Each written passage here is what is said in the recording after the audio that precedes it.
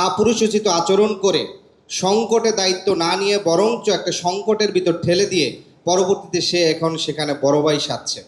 সেই ৩৫ বছর ৪০ বছর কিংবা ৫০ বছর ধরে রাজনীতি করা রাজনীতিবিদরা এবং রাজনৈতিক দলগুলো একটা প্রতারণামূলক এবং ধূর্ত শেয়ালের মতন আচরণ করেছে, এবং আচরণটা শুধু আমাদের সাথে করেনি, জাতির সাথে একটা প্রতারণামূলক আচরণ করেছে।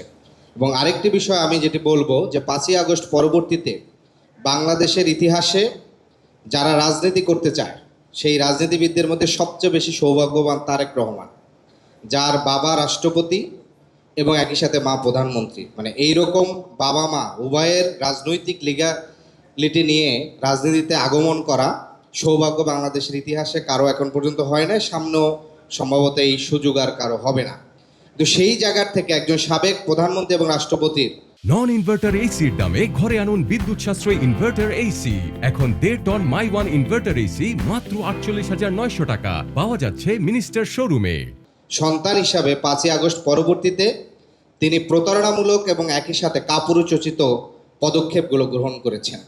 5ই আগস্ট পরবর্তীতে যখন বাংলাদেশ সবচেয়ে বড় আইনি, অর্থনৈতিক এবং নানা ধরনের সংকট ছিল, তখন শিক্ষার্থীদের পক্ষ থেকে একটি জাতীয় সরকারের জন্য তাদের সহ রাজনৈতিক দলগুলোকে আমন্ত্রণ জানানো হয়েছিল।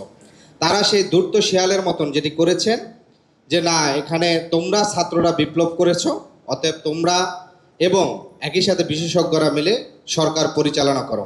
কারণ তারা জানতেন, যেহেতু তাদের পূর্বে রাজনৈতিক অভিজ্ঞতা আছে, যে এই সংকটে এই সিভিল সোসাইটি এবং শুধুমাত্র ছাত্র প্রতিনিধিরা সরকার পরিচালনা করলে সামনে তারা গর্তে পড়লে তখন তারা পিছন থেকে এসে এই যে দায় দায়িত্ব এবং ক্ষতিপূরণ সেটা তাদের উপরে বর্তাবে না।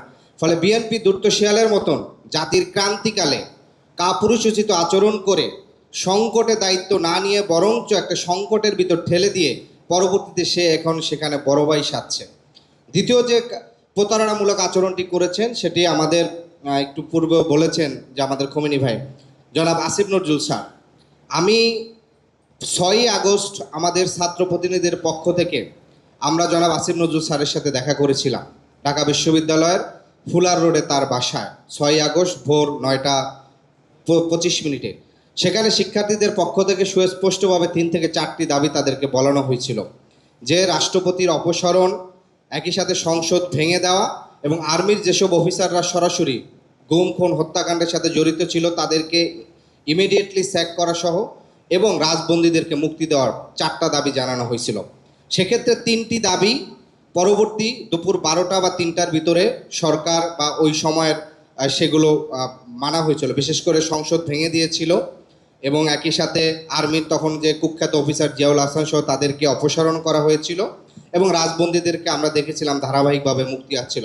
কিন্তু রাষ্ট্রপতির অপসারণ বিষয়ে যখন বলা হয়েছিল, তিনি বলেছিলেন যে ডক্টর ইউনূস যেই সরকারের প্রধান দায়িত্ব নেবেন, সরকার গঠনের পর 1 সপ্তাহের মধ্যে ডক্টর ইউনূসের আন্তর্জাতিক ব্যক্তিত্বের সামনে তিনি অনুরোধ করলে রাষ্ট্রপতি সরে যাবেন, এটা নিয়ে তোমরা জটিলতা করো না এবং এটা আমরা অতি দ্রুত এটা সমাধান করে ফেলব।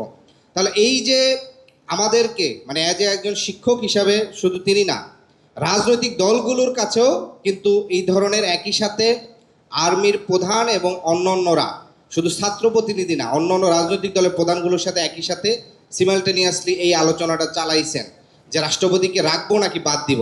ফলে রাজনৈতিক দলগুলো কিন্তু সেখানে তাদের ধারণাটা স্পষ্ট করে না, তারা রাষ্ট্রপতিকে রেখেই, এই ছাত্র নেতৃত্বরা প্রথমে কিন্তু শুধু রাষ্ট্রপতিকে রেখেই দায়িত্ব নিতে চান নাই, তারা কিন্তু প্রথমে দাবিটা করেছিলেন।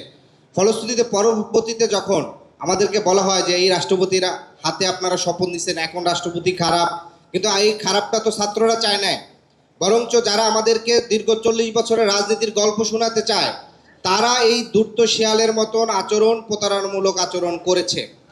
এখন যে সংকটটা আছে, যে দেখেন ঠিক 30শে জানুয়ারি তারেক রহমান তিনি জাতির সামনে স্পষ্ট কথা দিয়েছেন যে আপনারা জুলাই সনদে হ্যাঁ দিবেন, ধানের শীষে ভোট দিবেন।